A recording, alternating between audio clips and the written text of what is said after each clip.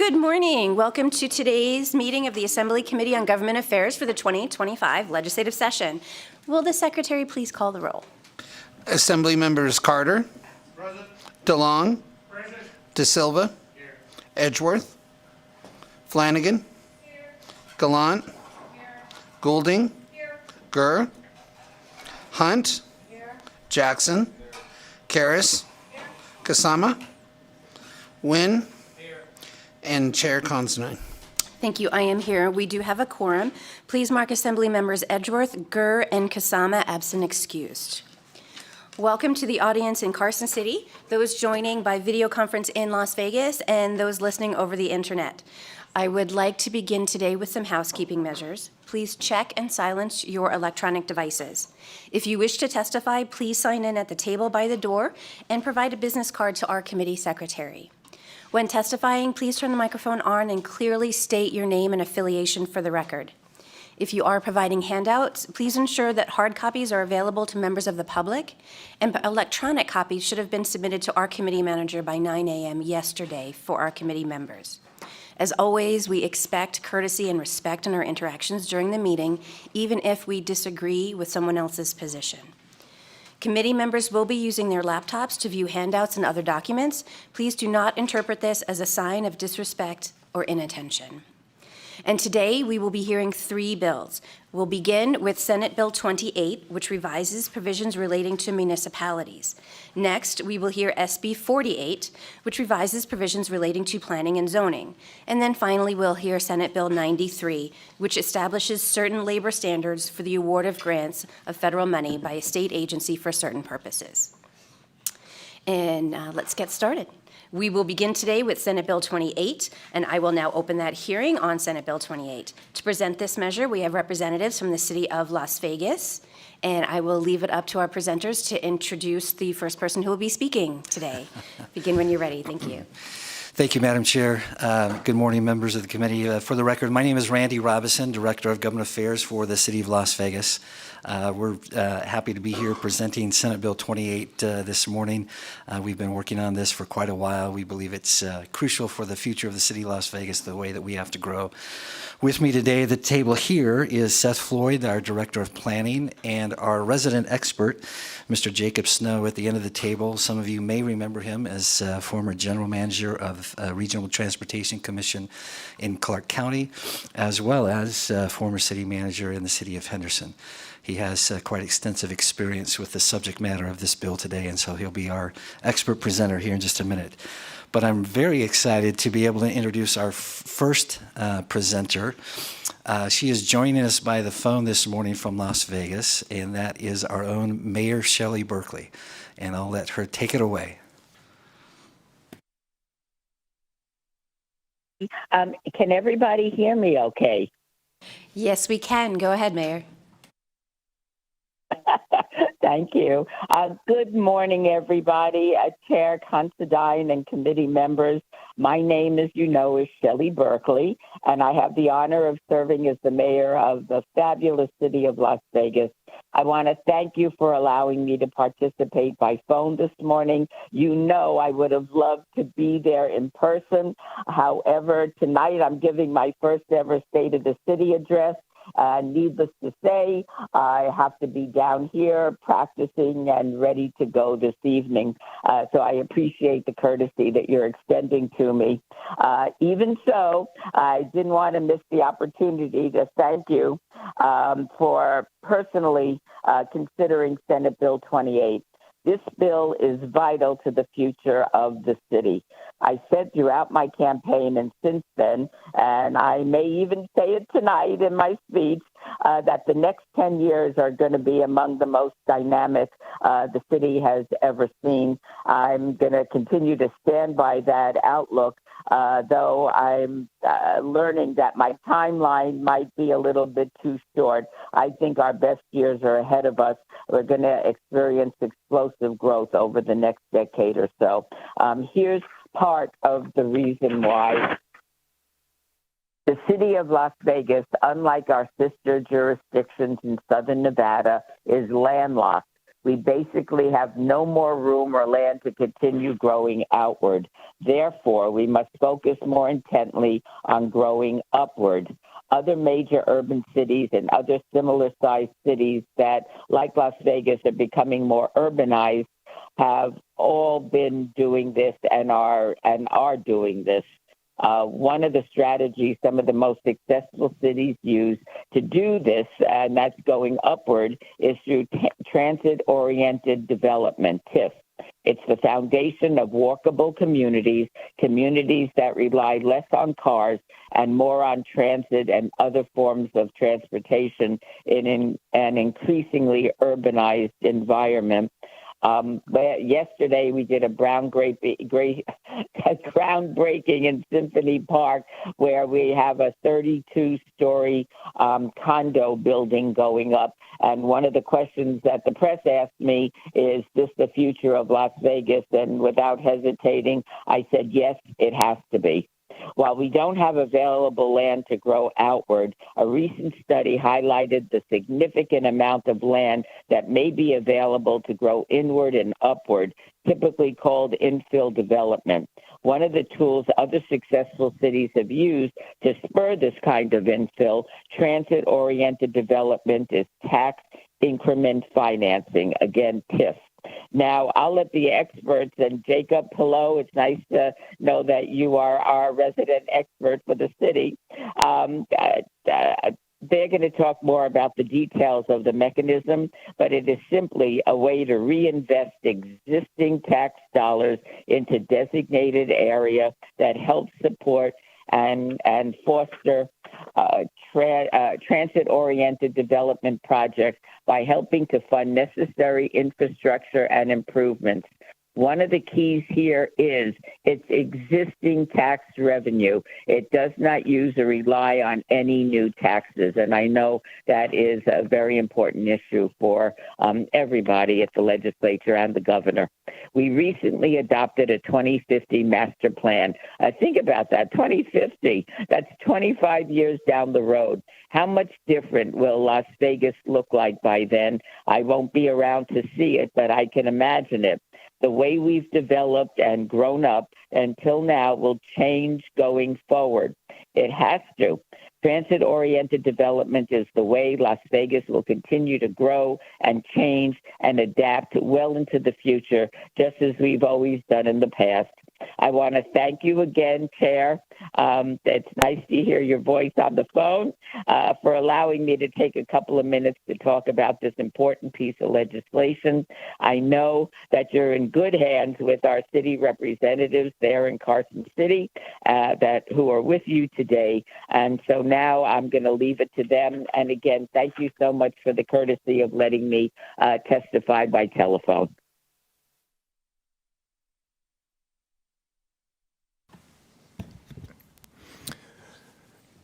Good morning, Madam Chair and members of the committee. For the record, my name is Jacob Snow. I work for an infrastructure consulting firm. It's a worldwide firm called Atkins Realis. I have some pictures to share with you today about transit-oriented development, like Mayor Berkeley just talked about so eloquently. And transit-oriented development is going to help us solve some of the biggest problems that we have in Southern Nevada.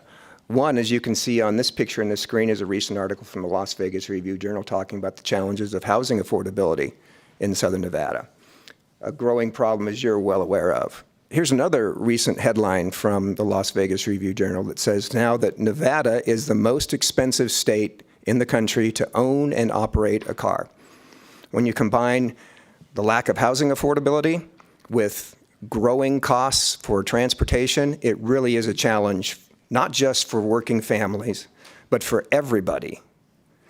And as stewards for the city of Las Vegas and the planning director here, it's always a challenge to provide high quality development that our businesses and residents will resonate with and profit from and benefit from. And so this bill, Senate Bill 28, offers us the opportunity to use a tool to try to deal with all three of these challenges: housing affordability, transportation costs that are going up, and quality of life. And that tool is transit-oriented development. Now, the mayor talked to you about this. I'm not going to so much tell you about it, but I want to show you what it is with pictures. Here you see a picture of a light rail line in St. Paul, Minnesota, and right next to it at the transit station is a building that's under construction. It's an affordable housing complex. So every one of the pictures I'm going to show you has a transit vehicle in it, and it has buildings in it. And what's important to know is that the buildings follow the transit. The transit came first. And there's a demand to build close to a good, high-quality transit with this type of development. What is it? Probably the most important thing about transit-oriented development is that we have transit that is fast and frequent.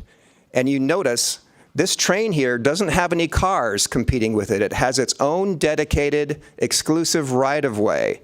So it doesn't have to get caught up in the congestion that cars get caught up in, and it can get you places faster than you can get in a car. So if it's fast, it's convenient, it's in demand, people will use it. But the development needs to be close to the transit like you see in this picture here in Indianapolis, Indiana. The building is an affordable housing complex right next to the transit station, making access easy. But good transit-oriented development is pedestrian-friendly. The backbone of the system is making it safe and convenient for people to walk and to get around. It's not just about moving cars, it's about moving people. Here you see a picture of the streetcar in Cincinnati, Ohio. Notice the building behind it. The building behind it has what appears to be 3 stories. The bottom floor is commercial land use, and the top floors are residential land use. On the bottom, you've got grocery stores and shops providing neighborhood services. If you live up above, you don't have to get into a car. You can just walk downstairs and take care of many, many types of trips or services that you'd otherwise need to be in a car for. And the transit is there to get you to longer journey destinations.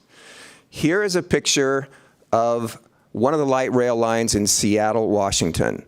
The building just behind it that you can see is an affordable housing complex. TOD, if it's good, will often include affordable housing because we want to keep the residents that are in the neighborhoods, and we can't price them out of it. And so affordable housing is a key component of good transit-oriented development. Now finally, there's this building in Los Angeles. And you talk about being close to transit. This is where we've kind of combined the development with the transit station itself. You can see that the train's coming out of the tunnel underneath the building. Now, I want you to look at this because this is a fairly sizable development, closer to high-density development than it is medium. But the reason that this doesn't require a tax increase to provide this type of infrastructure is because this concentration of development will pay for itself. That's the bottom line here. And I'll explain that in just a few more slides. But I wanted to show you this map because the Regional Transportation Commission of Southern Nevada has been making great strides in providing a network of faster transit services, high-capacity transit. The red line that you see on the map is Maryland Parkway that's under construction. The navy blue line that you can see in the lower right-hand portion of the screen, that's Boulder Highway. That's under construction. The green line that goes from left to right is Charleston, and that line is under study by the city and the RTC right now. And we're talking about, these are transit stations, not your grandfather's bus stop. They have a lot of amenities, they look nice. Here is the Boulder Highway project, how it's going to look. And notice the center running guideway where the transit is in the median. Has its own guideway, so it doesn't get stuck in the traffic, and it has preferential treatment at all of the traffic signals. You have some of this infrastructure growing in northern Nevada as well, the Virginia Street Rapid Line.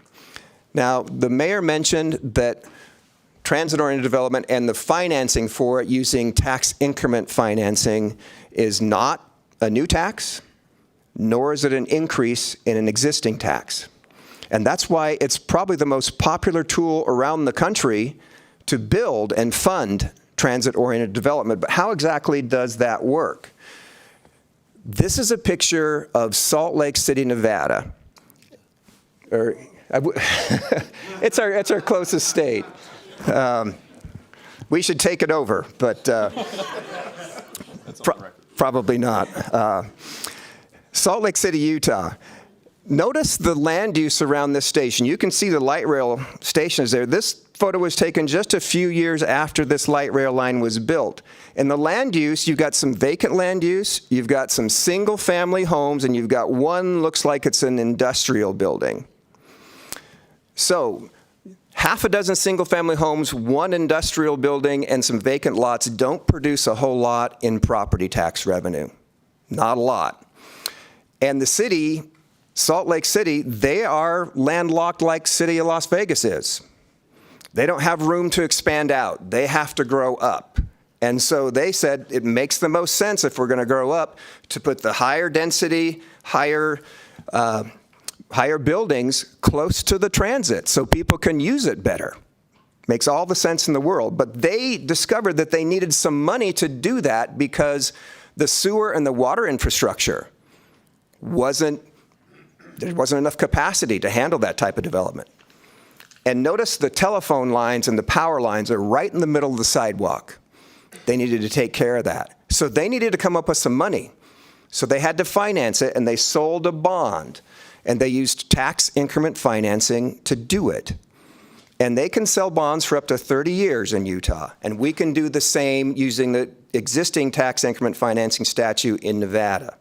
So they sold bonds, and the source that they needed to use to pay off those bonds is the existing property tax. But it's tough to do that if there are already existing government entities that depend on that property tax, such as schools, libraries, Salt Lake County, and the city of Salt Lake itself. So they really couldn't touch that source. But since they were selling the bonds for future development, they were able to sell them, and they did. And they got the money they needed to upgrade the water and the sewer and to improve the sidewalks and take down the poles and lower the lines. And a few years later, look what happened to that same light rail station in Salt Lake City. All of a sudden, they replaced half a dozen houses and one business with 250 residential units, condominiums, townhomes, and apartments, including an affordable housing complex built by a very reputable, not-for-profit affordable housing builder in Utah named Cowboy Partners. All of a sudden, they had 250 residential units just around that station and 24 businesses. And the fact that there was that density now right along this rail line in the station, and they did this at multiple stations in Salt Lake City. All of a sudden, that's a lot of additional people that, you got the former 6 homes and 1 business paying a nominal amount of property tax, but with the growth coming in of what you saw in that slide, all those condominiums, all those apartments, all those businesses on the bottom floor, that created a sizable source of people and businesses paying property tax.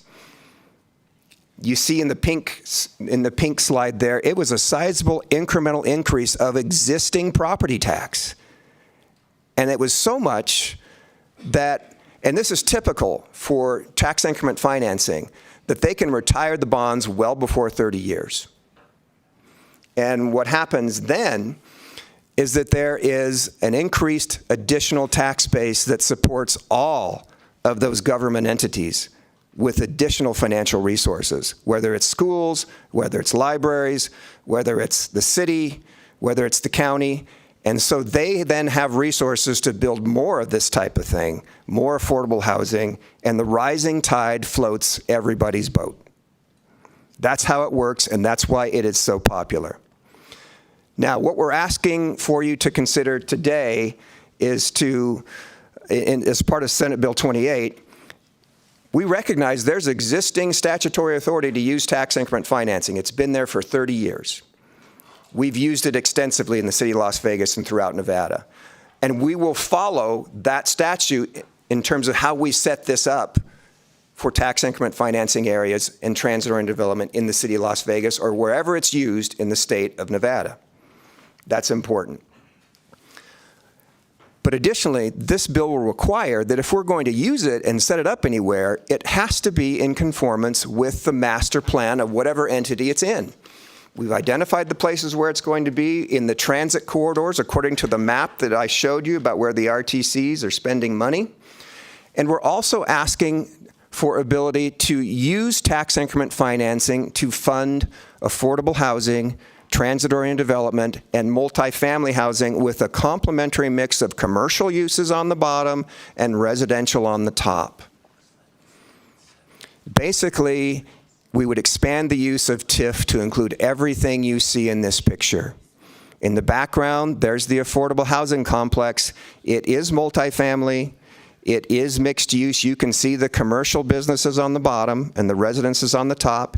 And it includes everything you see in the foreground. The transportation infrastructure itself, the sidewalks, the street lights, the traffic signals, the crosswalks, the fixed guideway infrastructure, the high-capacity infrastructure itself. That's what this bill asks the permission to do. So we can take advantage of the resources available without increasing taxes, without raising existing taxes, to help us grow up in an efficient manner and to provide high quality of life, to deal with our housing choice and affordability challenges, to provide transportation choice and affordability, and to create great places and high quality of life and development with no tax increase. And that's the presentation I have for you today. Thanks, Jacob. Thanks, Chair and committee members. Again, Randy Robison, Director of Government Affairs, City of Las Vegas. As Jacob mentioned, the bill is actually pretty simple. There is existing statute that's been on the book for 30 years that allows local governments to use tax increment financing to help fund the improvements that support development. All we're asking, all the bill does is add 2 additional uses, although it looks like there's 5. They're transportation related and they're housing related. The rest of the bill is really definition, so it's pretty simple, although if you'd like to walk through it, we're happy to do that. But at this point, we're happy to answer any questions. As I mentioned, we've got our Director of Planning, Seth Floyd, here, and also with us in Las Vegas is Marco Volata, our Director of Sustainability.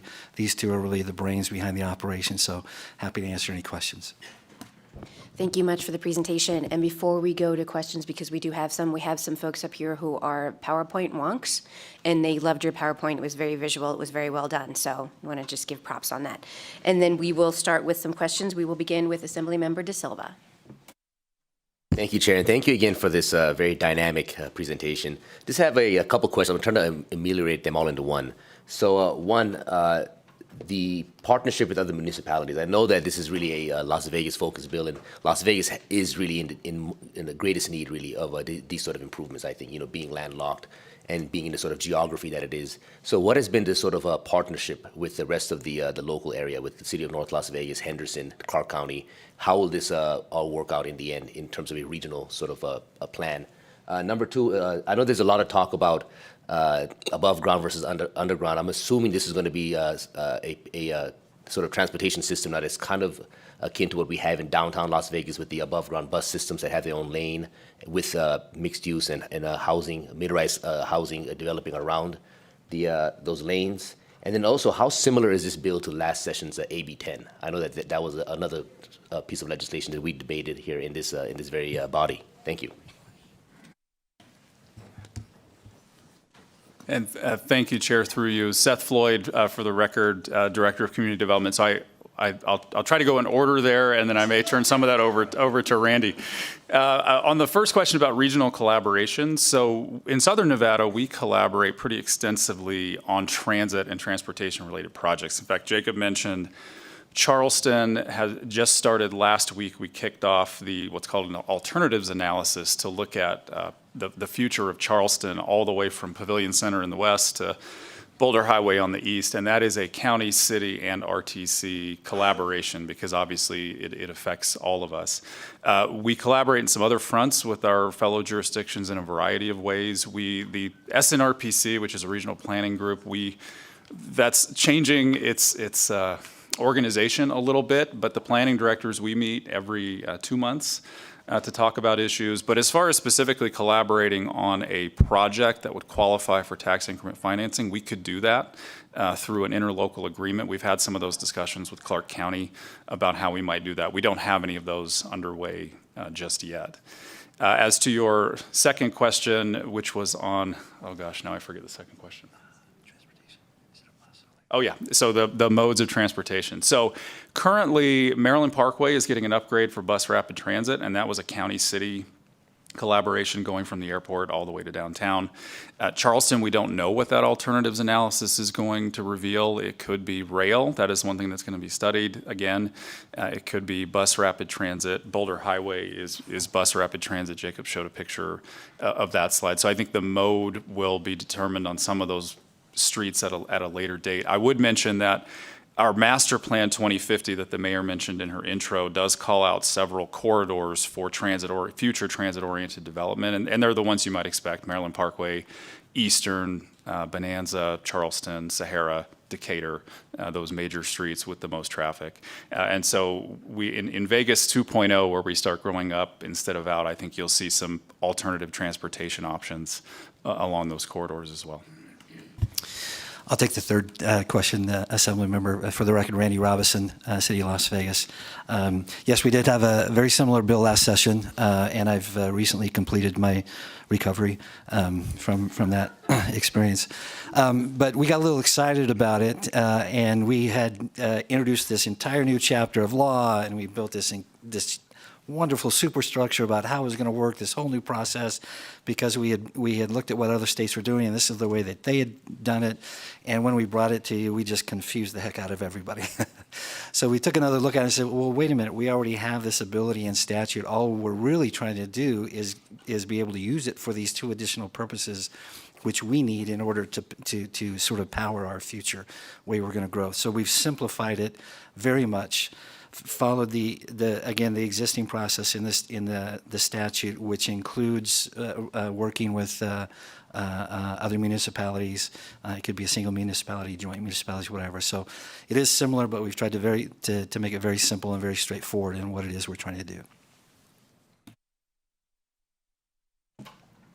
Thank you. We will move on to the next question from our Vice Chair, Wynn.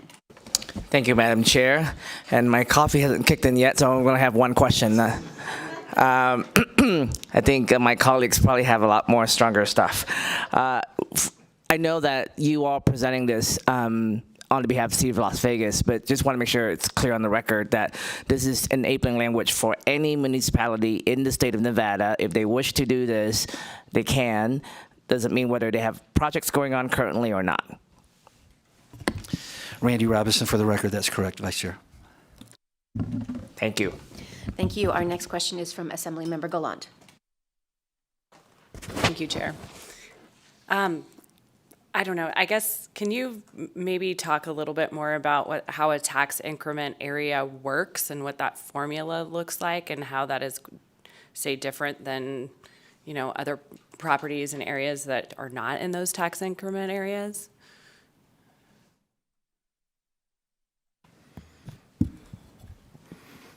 Take a look at this slide right here. Do my best. I tried to recreate this slide with the moving pieces on it. Oh, thank you. For the record, Jacob Snow with Atkins Realis. That's a very effective sign. Existing tax base is for anything that's there, and that just stays the same regardless of what goes in. It's the same tax rates, the same mill rate. And so when new development goes in, it pays that same mill rate. But if there's growth compared to what was there in the baseline, it's going to create just more property tax revenue overall. And so what we've done is before we establish a tax increment financing district, we go in and we freeze the existing tax base so that everybody that uses it, the school district, the library district, the city and the county, or what have you, that they are made whole. And we don't gore their ox.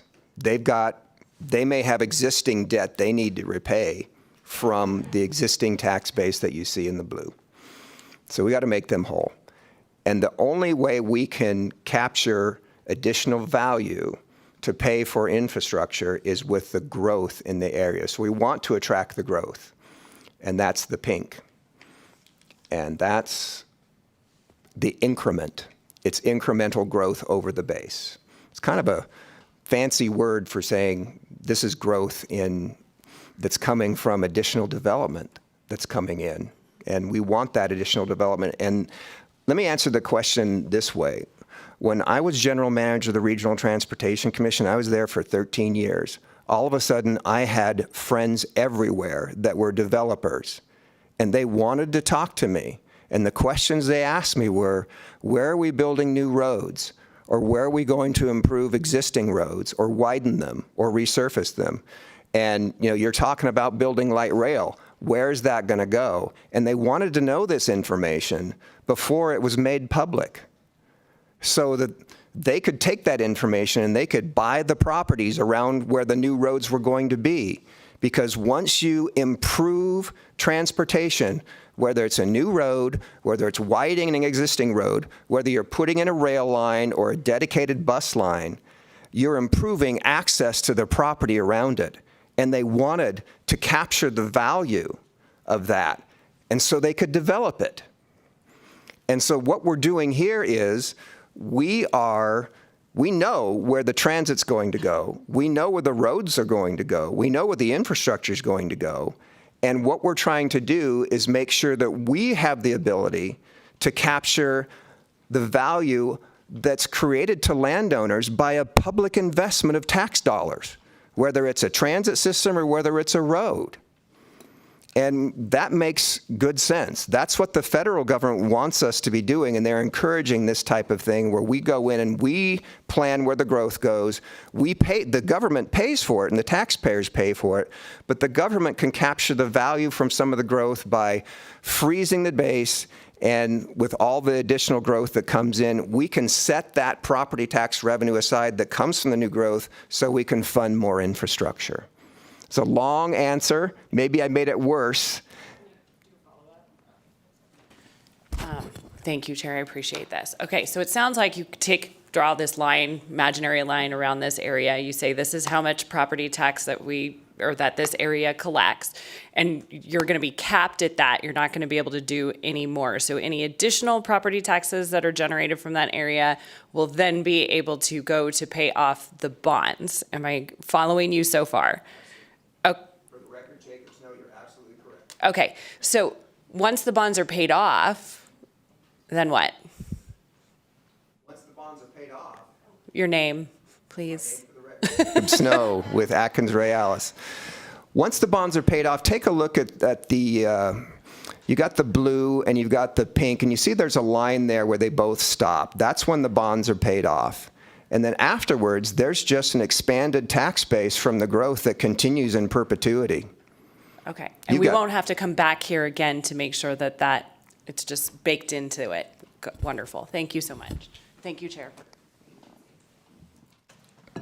Thank you. And we will now move on to Assemblymember Karas. Thank you, Chair. And I'm going to have like 2 questions. I'm going to go back to saying stuff tomorrow. They're kind of related. I had a V8, so I got 2. First, thank you for your presentation. I think this is going to be a very big boon for small businesses, and it's going to create more tax base and more money for schools. So my first question, because you're going to be doing these gigantic multifamily units where maybe there were 5, 6 houses or a vacant lot before, are we planning for increased students at schools? So we may have to build a school. Thank you, Seth Floyd, for the record. So yes, I mean, that is part of our long-term planning process. It's in our master plan. We also regularly communicate with the Clark County School District on where they are currently building schools and what their plans are.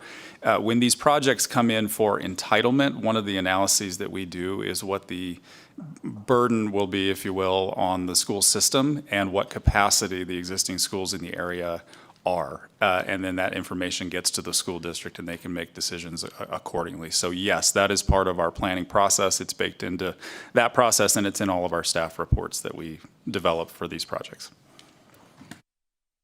Chair, can I ask that quick follow-up? Thank you. So dealing again with the increased kiddos in an area, I would like to know if there are plans, permanent plans, anywhere you do this type of development where that bottom floor is businesses, to have some of that space be childcare space. Seth Floyd for the record again. So, that's an interesting point. We don't have anything in our code specifically right now that would require that. I think the idea, though, with transit-oriented development and promoting mixed-use development is that you create the opportunities for a variety of services that the folks who are living in these areas would use so that they wouldn't necessarily need a car. I mean, I think that's part of Vegas 2.0 is that as you grow up, you need to be able to get around safely without a car, and what that, as Jacob showed in the slide from Salt Lake, you get a lot of amenities that go along with that. We don't specifically require childcare, but certainly you would have the density that would support a variety of services, including childcare, in these projects. Thank you very much. Thank you for your indulgence, Chair. Grace, thank you. Our next question comes from Assemblymember DeLong. Thank you, Chair. Thank you very much for your very persuasive slideshow. Question about the bill itself. The implication is that currently you can't use TIF to fund affordable housing and transit. Is that correct? Okay. And then I have a follow-up on the TIF question. You're locking a property tax in a given area for 30 years.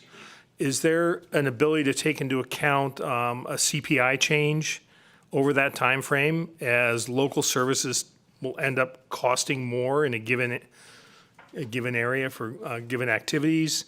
Is that taken into account?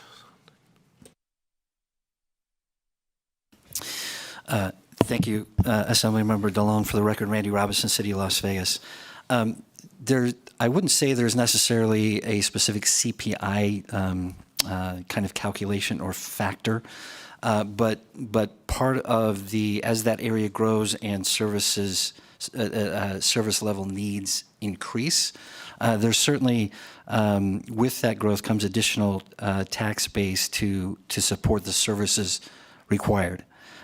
So the bond capacity,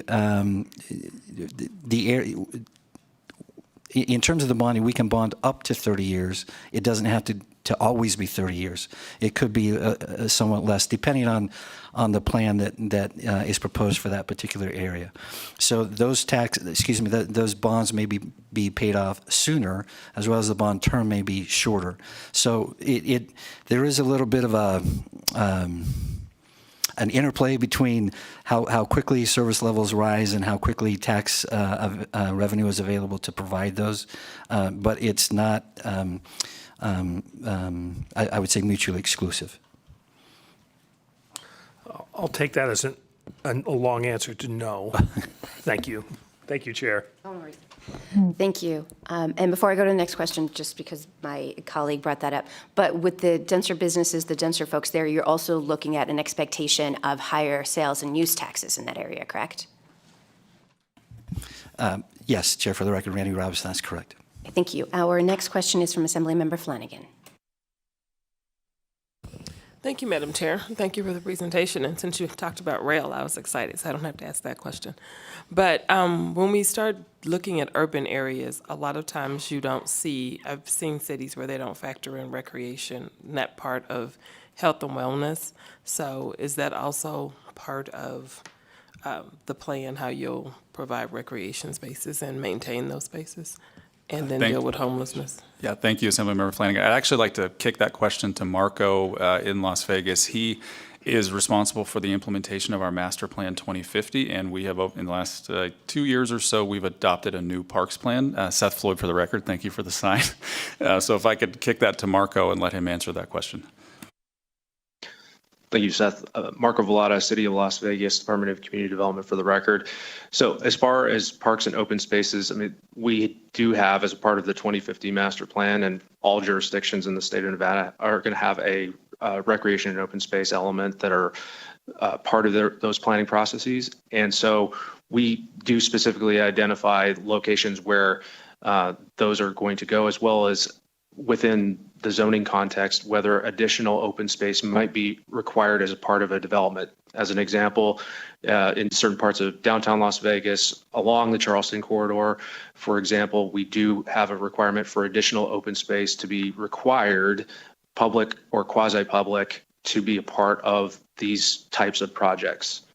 So additional open space, yes, can be provided as part of the planning process and is contemplated in most master plans. And Seth, for the record, the other thing I would add is that one of the other ways, in addition to this, that we are rolling out our 2050 master plan is doing area plans, neighborhood plans. We're on our third or fourth plan right now. One of them is Charleston, which will cover a good portion of the Charleston Boulevard that's being studied by the RTC right now. And that is a very comprehensive look at all of the amenities that are either existing or missing from those areas, open space being one of them. And we do essentially a needs analysis for those to see where there are gaps, and we make recommendations for providing a way to fill those gaps. Thank you. Our final question is from Assemblymember De Silva. This will only be one question, Chair. Thank you. Thank you, Chair. So again, I have a question now that's stemming really from a meeting that I had with Assemblymember Jackson and Councilwoman Chandra Summers Armstrong, particularly focusing on the historic west side and the east side of Las Vegas, the city of Las Vegas. And even looking at this map on, I think it's on page 13 on the presentation, I think those are areas now where we do have a lot of open land. And also, it's particularly in the eastern portion of the city, some of our densest populated areas. And I see that there's a focus here of bringing some of these pathways through those parts of Las Vegas. But my question really is, I mean, it looks to be like it's more on the 10+ year side, you know, of the conversation. Is there any sort of like interim, maybe a planning as well? Because I think those are areas that could really benefit tremendously from a tax structure like this, where you will, you know, you can set up the public trans lanes, and then also create the sort of like housing that's tremendously needed in both the historic west side as well as the northeast part of the city. Thank you. Thank you for that question, Seth Floyd, for the record. So a couple of ways to approach that. One is I completely agree with you that there are certain areas of town that have been underserved by infrastructure, including transit. Our first plan that we did under our Master Plan 2050 was East Las Vegas. And we are already underway. And I don't think it will be a 10-year build out on everything. I mean, obviously, infrastructure projects, depending on their size and scope, do take some time for planning and construction. But we have right now a couple of things going on. In the east side in particular, we have it's called a NERSA, which now I'm not going to remember. I know I'm supposed to define acronyms. That's on my sheet here. I cannot remember what that acronym is. But essentially, it's a grant that we received to do some outreach in the east side and identify gaps in what we ended up using it for was for sidewalk infrastructure. So we realized folks are doing a lot of walking to their daily tasks, but there are missing pieces of the sidewalk. And so we got a grant to deal with that. We got a Reconnecting Communities grant from USDOT for the historic west side that will serve to provide transportation and infrastructure also where there are gaps. And so we are looking at a variety of options under the two plans we have for those areas to do that. Not all of them are a 10-year build out. Now, Charleston obviously will be a long-term upgrade to that entire street once we finish the alternatives analysis. So that is going to be kind of a long runway on that one. Maryland BRT is already under construction. You may be getting complaints about that construction, but that is underway, and the parts that are done are looking really good.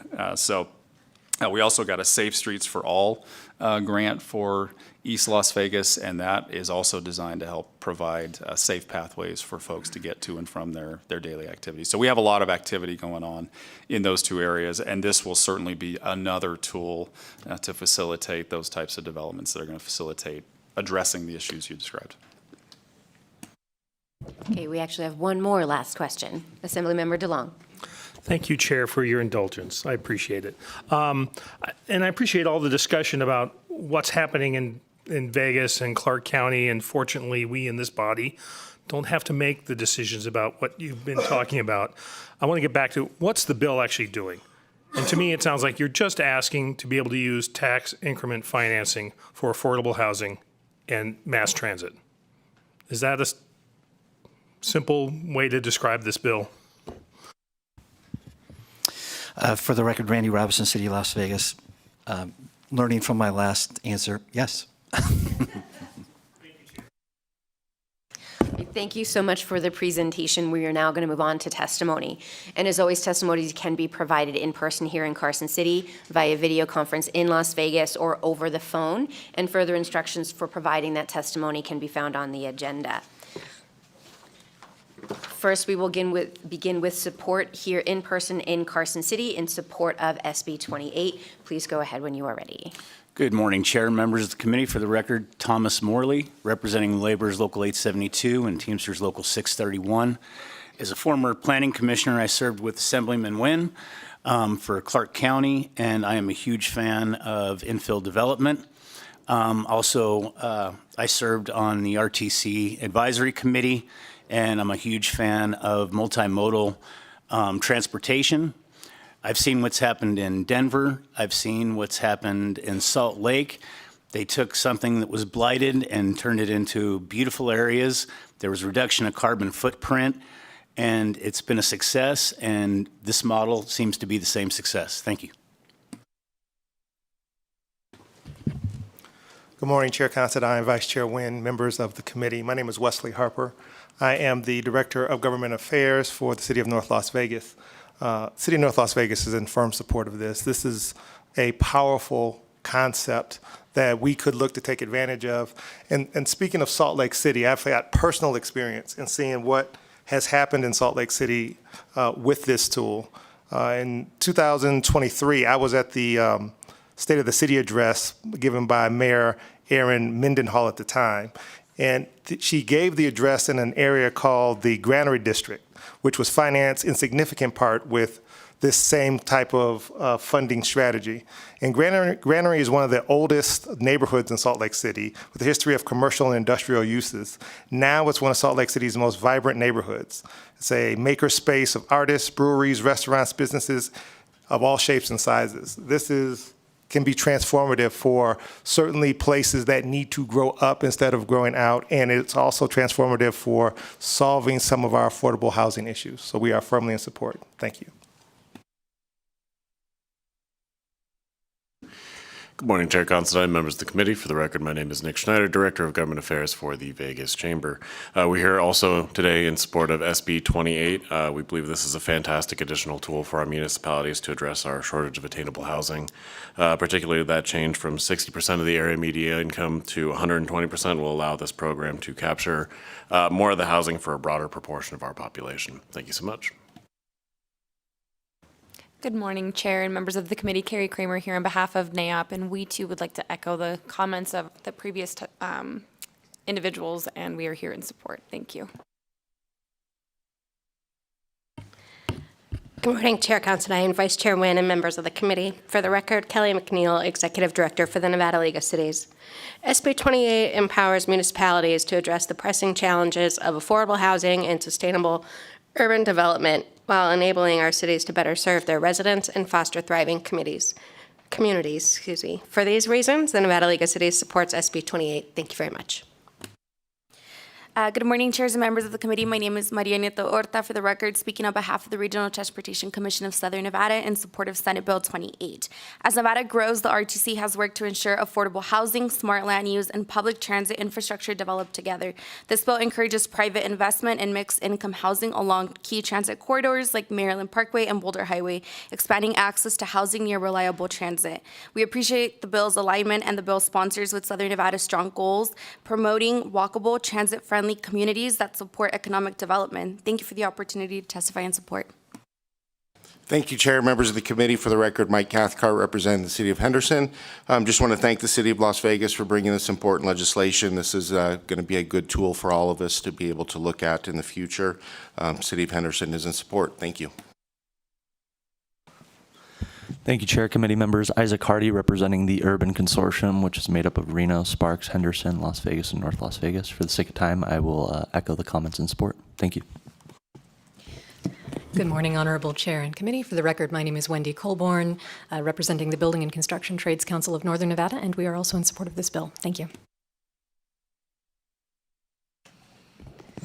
Thank you. Seeing no one else coming up to the dais in support of SB 28 here in Carson City, we will move to Las Vegas. If you'd like to testify in support of SB 28, please go ahead. You have up to 2 minutes.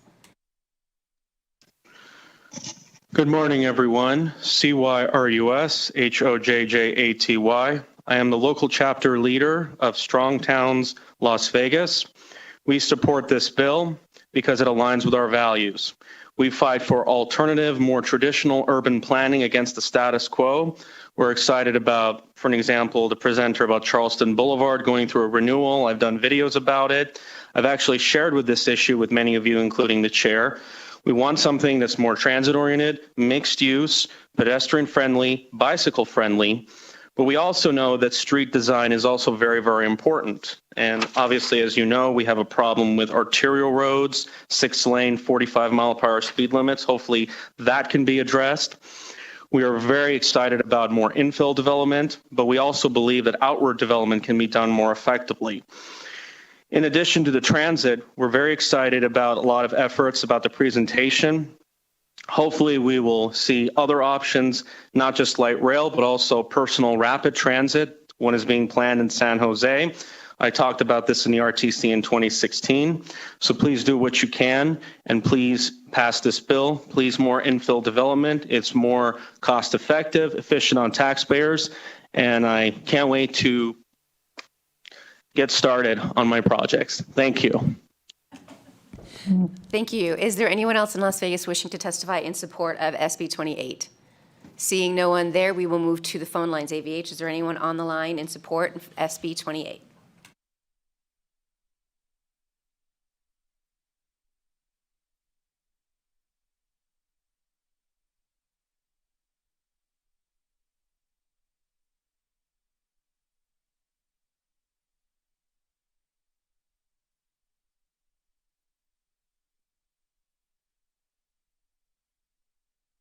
AVH, checking in again. Is there anyone on the line to testify in support of SB 28?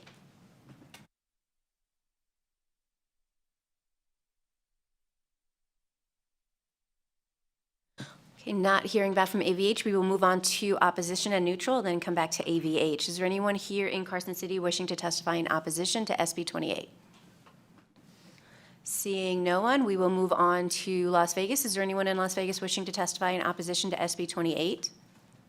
And seeing no one there, we will then move on to neutral. Is there anyone here in Carson City wishing to testify in neutral on the bill?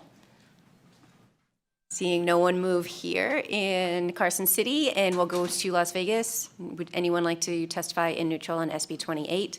Seeing no movement down there. AVH, I'm getting back to you if there's anyone on the phone lines for SB 28, either in support, opposition, or neutral. If you would like to testify in support of SB 28, please press star 9 to take your place in the queue.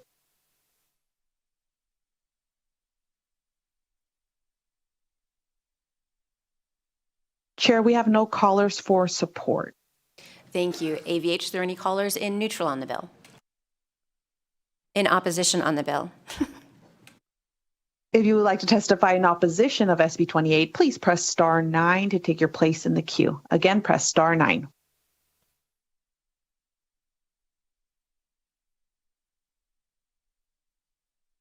We have no callers for opposition as well. Thank you, AVH. And now we will check to see if there's anyone on the lines who would like to testify in neutral.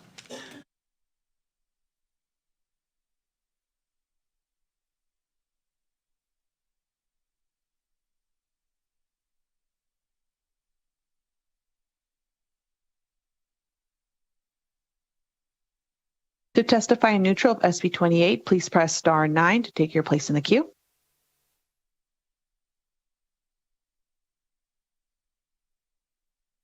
Chair, we have no callers for neutral for SB 28. Thank you, AVH.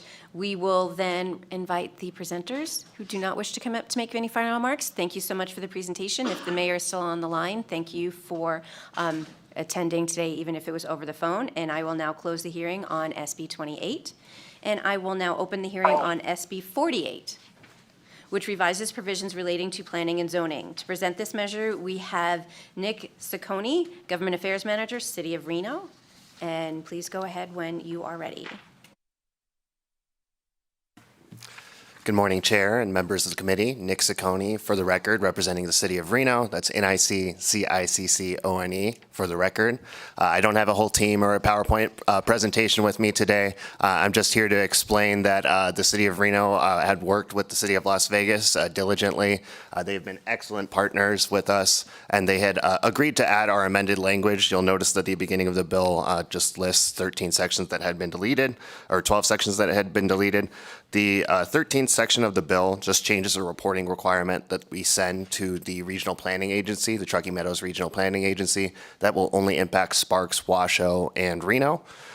Section 14 has two provisions in it that allow cities to pass ordinances making their planning commissioners coterminous with the person that appointed them, and it also makes it so that we could pass an ordinance to have the planning commissioners serve at the pleasure of the appointing authority. This mirrors the language that is already in statute for Clark County, and it is enabling. It would not require anyone to do this. It also mirrors some practices that we have for our charter committees and our neighborhood advisory boards. And that's the entirety of the bill. Okay, thank you for that presentation. Committee members, do we have any questions? Seeing none, we will move on to testimony. Thank you. Again, testimony can be in person here in Carson City, via video conference in Las Vegas, or over the phone. And we will begin here in Carson City in support of SB 48. Please go ahead when you're ready, and you each have up to 2 minutes. Good morning, Madam Chair, members of the committee. My name is Tom Clark. I am here on behalf of the Truckee Meadows Regional Planning Agency, and we very much appreciate the City of Reno's work on this particular piece of legislation and support it wholeheartedly. Thank you. Good morning, Chair Considine, Vice Chair Wynn, members of the committee. My name is Wesley Harper. I am the Director of Government Affairs for the City of North Las Vegas. This is a good governance bill on behalf of City of Reno. This is the same structure that we have in North Las Vegas. We believe that this is really the best practice in being able to govern your planning commission in this type of way. So City of North Las Vegas is in support. Thank you. Good morning, Chair Considine, Vice Chair Wynn, members of the committee. For the record, Kelly McNeil, Director of the Nevada League of Cities. SB 48, as amended, proposes significant enhancements to the state's planning and zoning, empowering local governments to manage growth and development more effectively. For these reasons, the Nevada League of Cities supports SB 48. Thank you. Good morning again, Chair Considine, members of the committee. Carrie Kramer here on behalf of NAIOP here in support of this bill. Thank you. Thank you, Chair, committee members. Isaac Hardy, representing the Urban Consortium, which is made up of Reno, Sparks, Henderson, Las Vegas, and North Las Vegas. We're in support. Thank you. Good morning, Madam Chair and members of the committee. Dan Morgan, for the record, with the Builders Association of Northern Nevada. We are here today very much in support of Senate Bill 48. SB 48 addresses a fundamental issue in local government and the alignment between appointed planning commissioners and the elected officials who recommend them. We very much believe that this is a best practice and would be very beneficial to Washoe County, the City of Reno, and Sparks. Thank you very much for your support. Thank you, Madam Chair, members of the committee. Alexis Motorex with the Nevada Chapter Associated General Contractors, here in support of the bill. Thank you. Morning, Madam Chair, members of the committee. I'm back again. I'm representing Labor's Local 169, and we're in support. Thank you. Can you please state your name for the record? Sorry, I didn't get the sign. Tom Morley, for the record. Thank you. Good morning again, Honorable Chair and Committee. My name is Wendy Colborn, representing the Building and Construction Trades Council of Northern Nevada, and we are also in support of this bill. Thank you. Thank you. Is there anyone else in Carson City wishing to testify in support of SB 48? Seeing none, we'll move to Las Vegas. Is there anyone in Las Vegas wishing to testify in support of SB 48? Seeing no one in Las Vegas coming up to the table, AVH, is there anyone on the line in support of SB 48? To testify in support of Senate Bill 48, please press star 9 to take your place in the queue.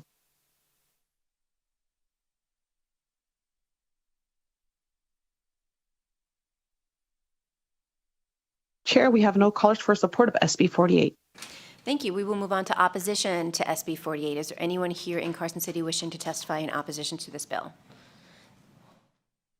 Seeing no one come up to the table, we'll go back to Las Vegas. If you would like to testify in opposition to SB 48, and seeing no movement in Las Vegas, AVH, we're back to you in opposition to SB 48, if there's anyone on the line. To testify in opposition of SB 48, please press star 9 to take your place in the queue.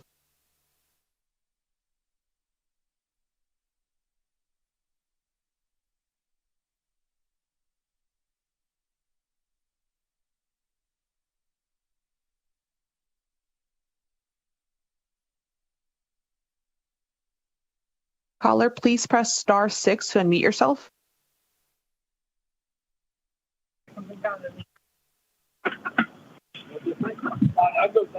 Good morning, Chair and members of the committee. Can you hear me? Yes, we can. Go ahead, please.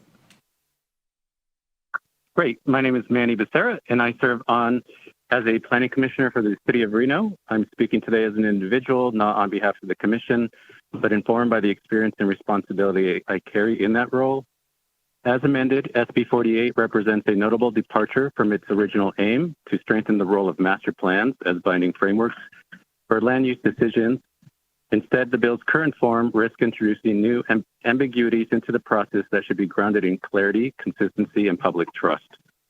One provision in particular warrants serious reflection: the authority for a governing body to remove a planning commissioner for good cause, now proposed without a public hearing requirement and still lacking any definition or guardrails to guide its application. While similar language exists in current statute, SB 48 goes a step further by eliminating the only procedural safeguard, the public hearing, that ensures transparency and accountability in such removals. As planning commissioners, we are expected to evaluate projects based on objective findings, community input, and legal standards, not political alignment. At times, our conclusions may diverge from preferences of council members or staff, and that divergence is not dysfunction, it's democracy. Our independence is not incidental, it's essential. It protects the integrity of the process and the public interest it serves.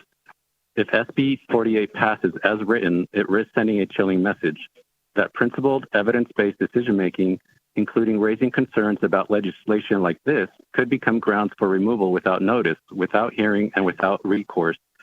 That not only undermines objectivity, it diminishes the very spirit of public service. I urge this committee to reconsider the bill's current direction. Let's return to the original promise of SB 48 to empower communities by reinforcing the authority of master plans and strengthening our systems of governance through transparency, not quiet discretion. If we are to retain provisions for the removal of planning commissioners, let's improve them by defining clear, fair criteria and ensuring that any such action occurs within the light of a public hearing, not behind closed doors. We should be reinforcing public trust, not eroding it. Thank you for your time and thoughtful consideration.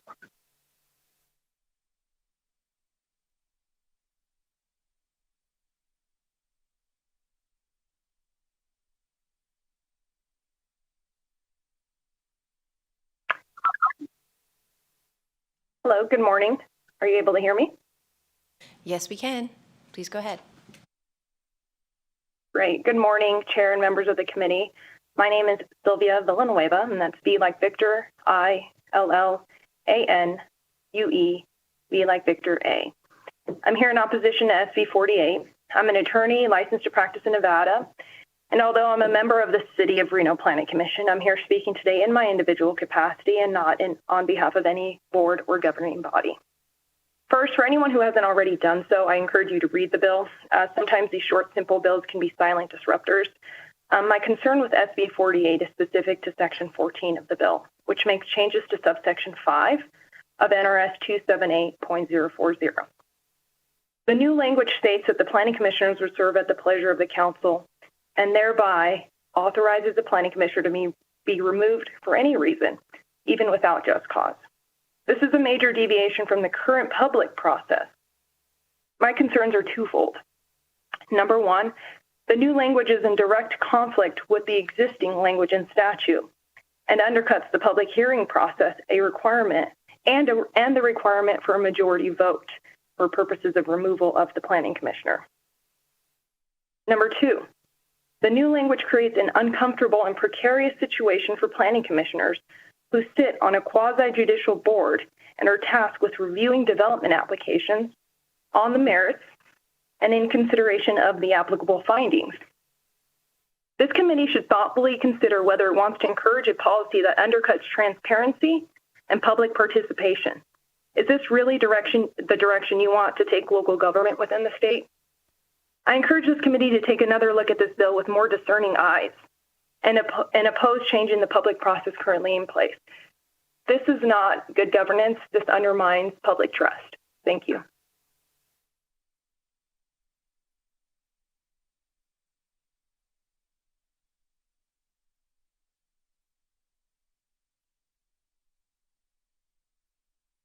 Good morning.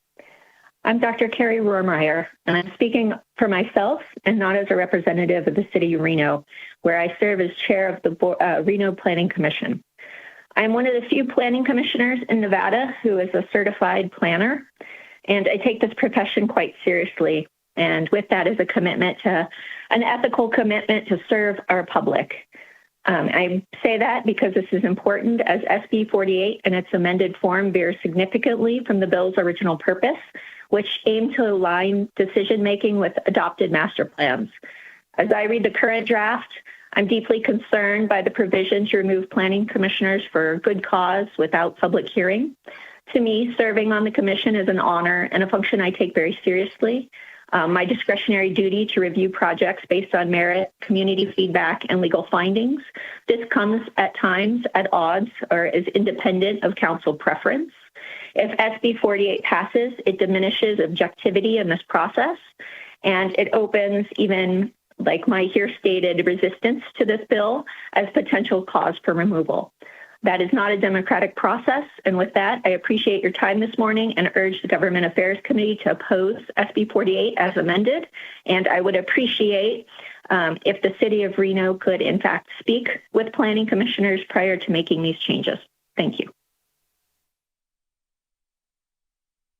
Chair, we have no additional callers in opposition of SB 48. Thank you. We will then move on to testimony in neutral on SB 48. Is there anyone here in Carson City wishing to testify in neutral?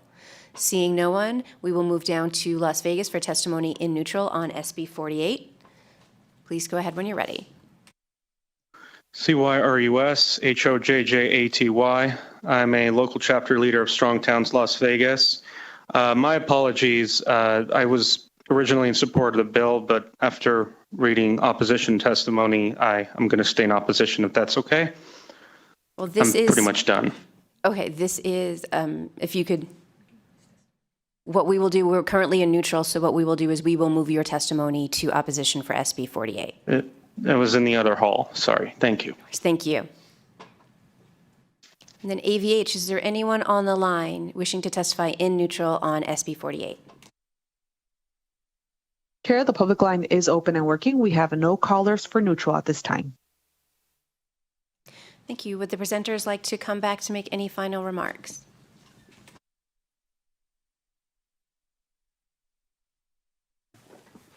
Good morning again, Chair. Nick Ciccone, representing the City of Reno. That's NICCICCONE. I did just want to go on the record that this bill does not actually change the existing process in the City of Reno. It allows the City of Reno to change our process through an ordinance process. Typically, that takes up to a month with the noticing requirements, and it typically takes two separate readings at a public meeting, and the City Council would then have that opportunity to have that feedback from the public. But I did want to make that clear that the bill does not actually mandate that anyone changes their process, and that would be an involved public process where we could set those standards if the City Council so chose. But thank you very much. Thank you. And I will now close the hearing on SB 48. And I will open the hearing on Senate Bill 93, which establishes certain labor standards for the award of grants of federal money by a state agency for certain purposes. To present this measure, we have Senator Daly. Please go ahead when you are ready.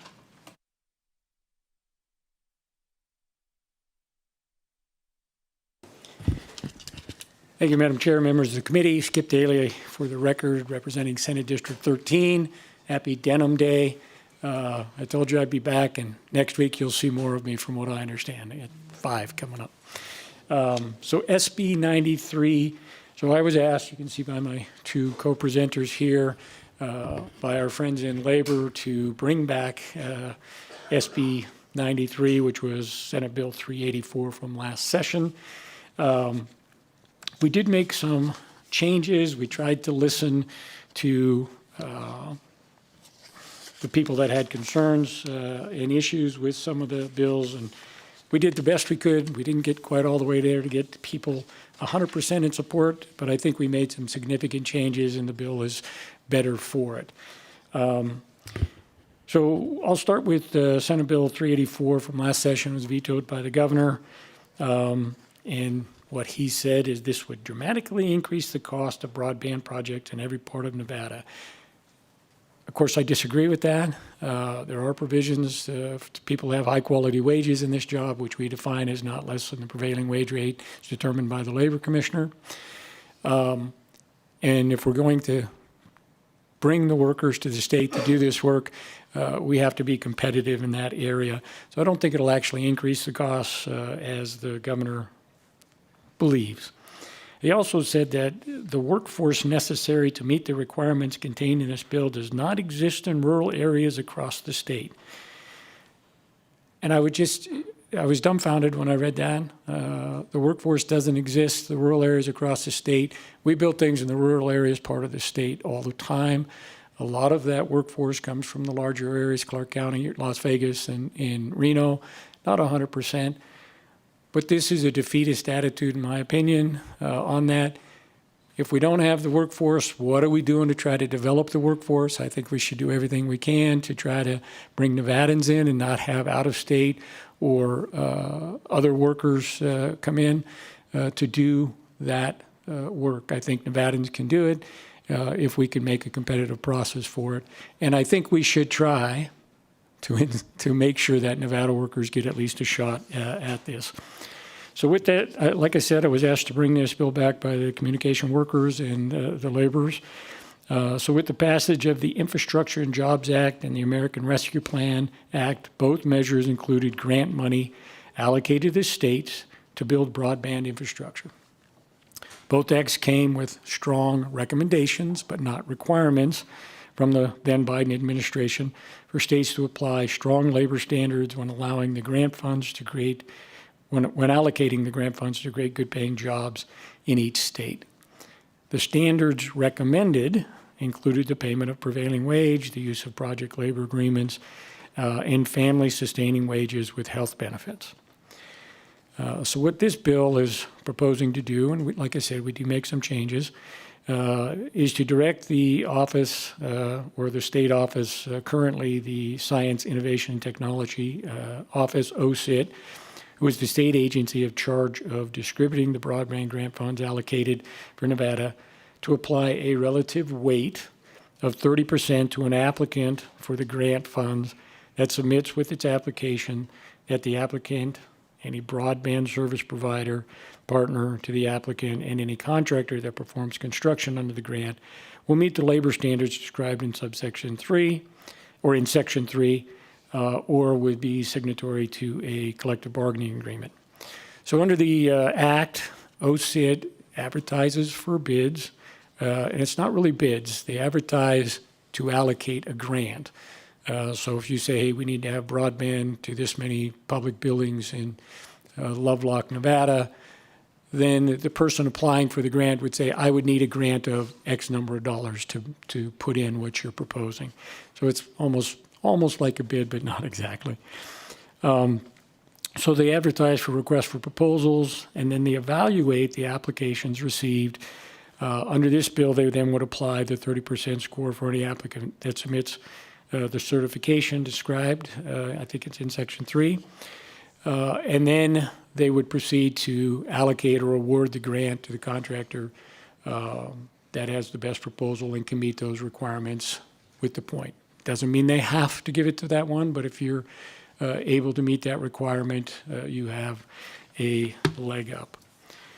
So in the current version of the bill, most of the changes that we made, and you guys have read the other part in the declaration, I'm sure, comes in Section 3 and starts, let's see, Section 2B, and then there's the subcategories.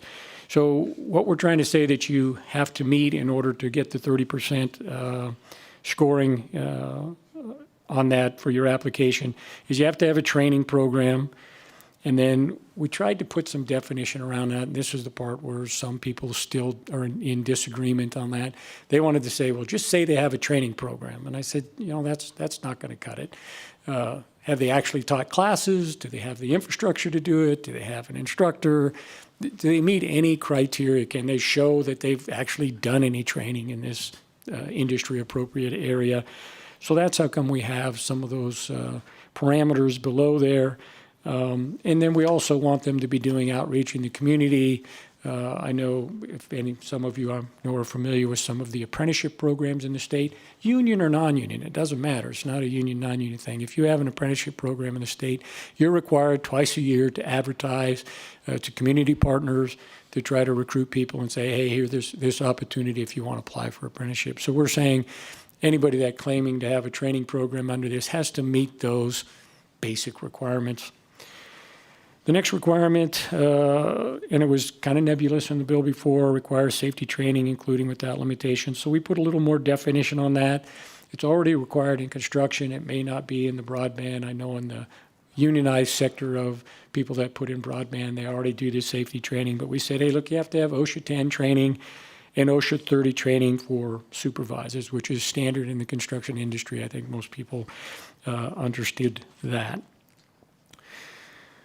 Requires work performed, the next criteria that we put in, we had basically kind of general language that said they had to be paid high-quality wages. So we tried to put a definition on that. We said high-quality wages that are not less than. In other words, you can pay more if you'd like, not less than the appropriate prevailing wage in the region as determined pursuant to 338030. And we wanted to say a health benefit plan for employees, which includes coverage for dependents of the employees. So we want to make sure that they're getting paid fair wages, but they also need, I believe, to have health insurance. And that just offered, and it's for you, but if you want to cover your dependents, it's $500 a month. No, you have to have health insurance that you're providing that covers the worker and their dependents. The next area that we worked on was we wanted to make sure we had a qualified local workforce. So we added the words in to define that, to say not less than 50% of the employees are residents of the state. And then we want them to conduct, and this is existing language from the original bill, conduct a program that provides for the hiring of residents in the state. So we want them to do outreach and various things. But I believe they can hire at least 50%. I know we have that requirement on many solar projects. If they're getting a tax abatement or incentive, we have it on several other areas of language in that. And I didn't get too much pushback from some people on that. It was mainly around the training part. So then as we go forward, some of the same language that we had from before about the certification. So if a person's going to put in that says, hey, I certify that I meet these things, that letter has to be public. And it becomes binding that they have to continue to do that in order to be qualified to continue to be receiving the grant. So then with some of the changes that we put in, we had to define a few things. So we said health benefit plans for employees means a plan provided by the employer and the employee, which is arranged for the payment of or reimbursement areas of cost of healthcare services. We stole that language from other definitions. We defined what an OSHA 10 course is, what an OSHA 30 course is. OSHA 30 courses apply to supervisors. We mentioned supervisors, so we used the definition of supervisor from the OSHA regulations on NRS 618.967. So I just want to give a little bit more explanation on this, and some of the language in the bill seems confusing. I know when I did it last time and we brought it in this time. So we're trying to capture three areas. Anyone can put in for the grant, be the applicant. A public body could put in for the applicant. A broadband provider like AT&T could put in for the grant. So basically, anybody can put in for the grant. So they would be the applicant. Now, the applicant may or may not actually build anything or do anything. They just may be the supervisor. At some point, no matter who's asking for the grant, they have to have a partnership with a broadband service provider, because nothing's going to happen if you don't have someone that can actually put in the broadband and actually provide the service. So that's how come there's three things. And then most of the time, the broadband service provider, and Mr. Elazier can talk a little bit more about that, on first mile, last mile, middle mile. So the broadband service provider generally does the first mile and the last mile, and the middle mile is done generally by a contractor. And the middle mile can be short or it can be hundreds of miles long, right?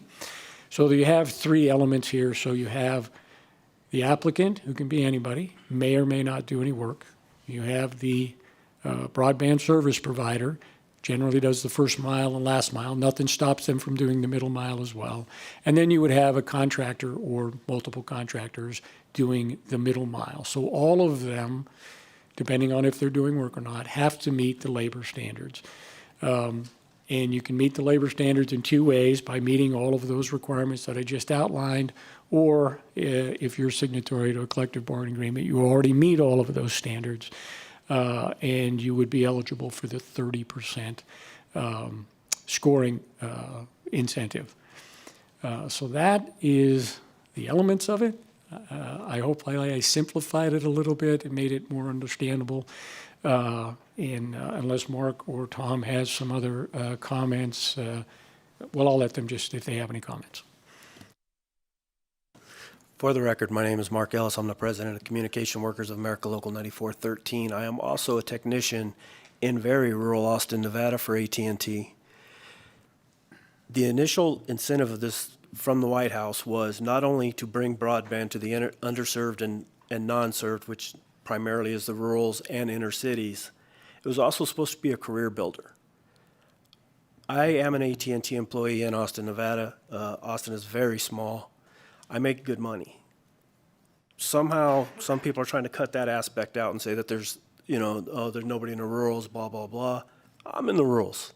AT&T has probably 30 people in the rurals, and if we did this correctly and made sure that this money stayed in Nevada, which is another aspect that this bill is supposed to bring, it would create a lot more careers. Instead, we're seeing contractors come from out of state, low bidding it, and we're watching that money leave to other states. It's supposed to stay here. It's supposed to create jobs and bring internet to these specific areas.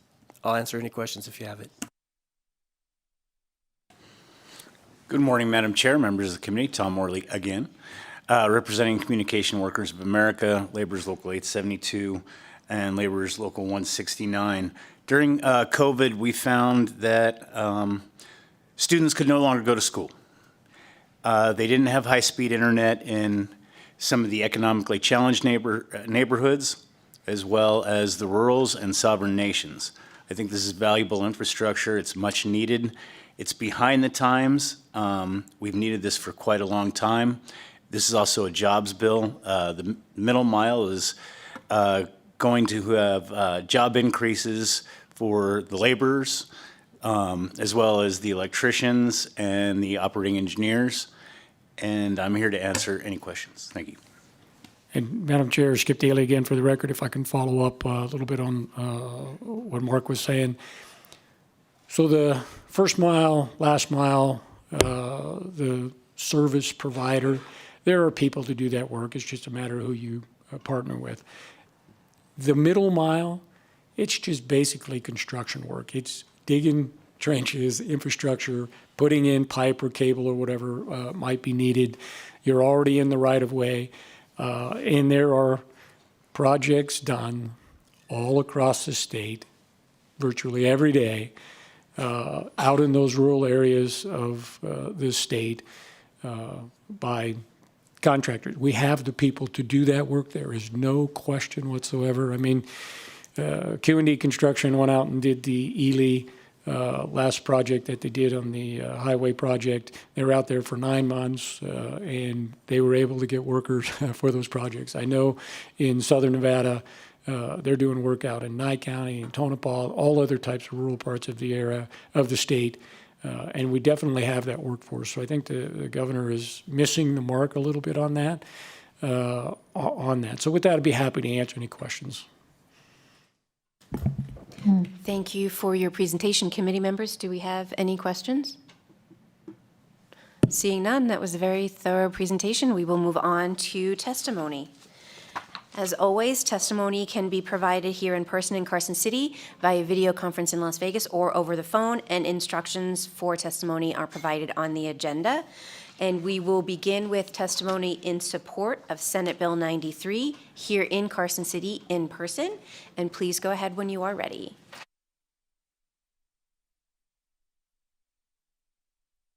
For the record, Eloy Hara with the Labor's Union, business manager of Labor's Local 169. So for us, we're strongly in support of SB 93. We recently opened up an office in Elko, so we're trying to to answer to the need in the rural areas.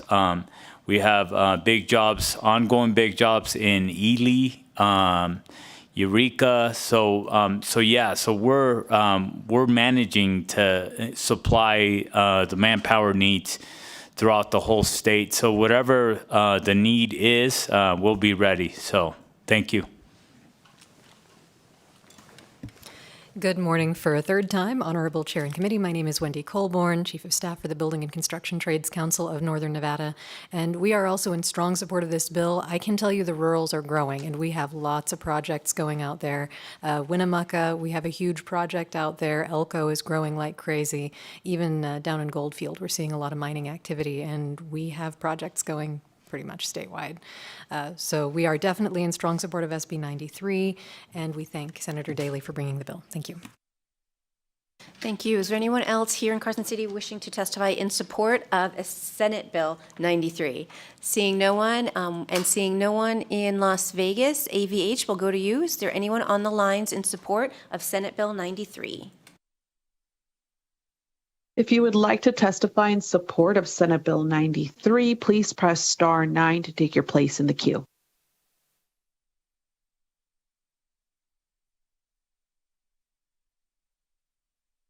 Chair, we have no callers wishing to provide testimony in support. Thank you. We will then move to testimony in opposition to SB 93. Is there anyone here in Carson City wishing to testify in opposition to SB 93? Seeing no one approach. Still seeing no one in Las Vegas. AVH, we're back to you for testimony in opposition to SB 93. If you would like to testify in opposition of Senate Bill 93, please press star 9 to take your place in the queue.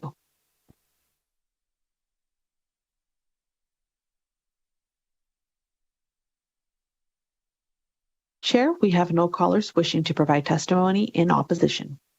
Thank you. We will then move on to neutral. Is there anyone here in Carson City wishing to testify in the neutral position on SB 93? You may begin when you are ready.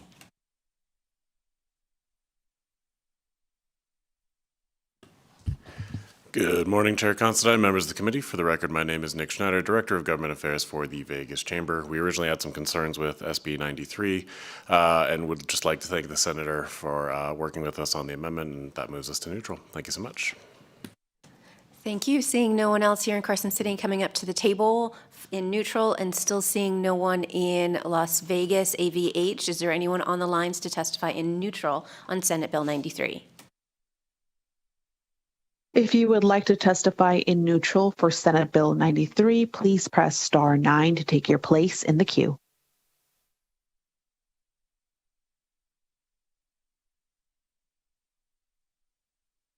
We have no callers wishing to testify in neutral at this time.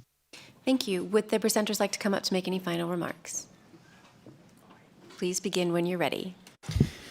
Thank you, Madam Chair, members of the committee. Again, Skip Daly, representing Senate District 13 for the record. I'm glad we didn't have any opposition here today. I know there's still some out there, probably banking on a governor veto. So if you do still have some concerns, you're running out of time, I'm open to try to address them. But I'm not going to bargain against myself at this point. And I did my best, if anyone from the governor's office is listening, to address the concerns and issues. And I'm confident that we have the workforce in Nevada. Let's just get some of this stuff in place so we can make sure people are treated fairly in our state. That's the goal. For the record, my name is Mark Ellis, Communication Workers of America, Local 9413, and I just want to go on record as I do believe Senator Skip Daly on the other side said that he had never had anybody testify in neutral. That streak's over. Thank you so much for the presentation. I will now close the hearing on Senate Bill 93, and we will move on to public comment. Public comment is not an opportunity to rehear testimony on a bill, and we ask that you please keep your public comment to topics within the jurisdiction of this committee. As a reminder, members of the public can provide public comment in person or telephonically, or may submit public comment up to 24 hours after the meeting. Instructions for providing public comment can be found on the agenda. To provide public comment telephonically today, please dial 888-475-4499. When prompted to provide the meeting ID, enter 854-3326-8523, and then press pound when prompted for a participant ID. Each person will have up to 2 minutes to provide testimony, and please remember to clearly state and spell your name for the record. Is there anyone here in Carson City wishing to provide public comment today? Seeing no one, we will move to Las Vegas for public comment. If you are here to provide public comment, please go ahead when you are ready. CYRUS, HOJJATY. I just want to say thank you so much for this meeting. It was a very productive, exciting meeting, a great start to the day. It was very challenging. I had to go from one meeting to another. I felt like I was like in a ping pong table or something. Yeah, I wanted to testify in the previous bill, but that's okay. I'll submit it in writing. And, just this system is pretty challenging, just going back and forth.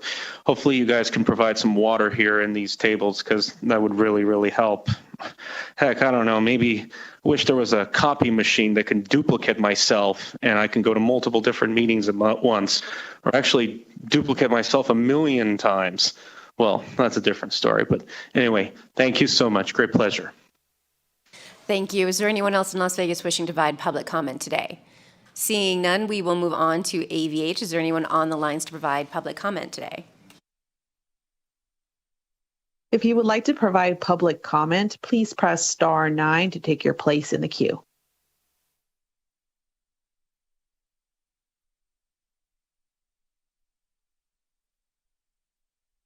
Chair, the public line is open and working. We have no callers wishing to provide public comment. Thank you very much, AVH, for today.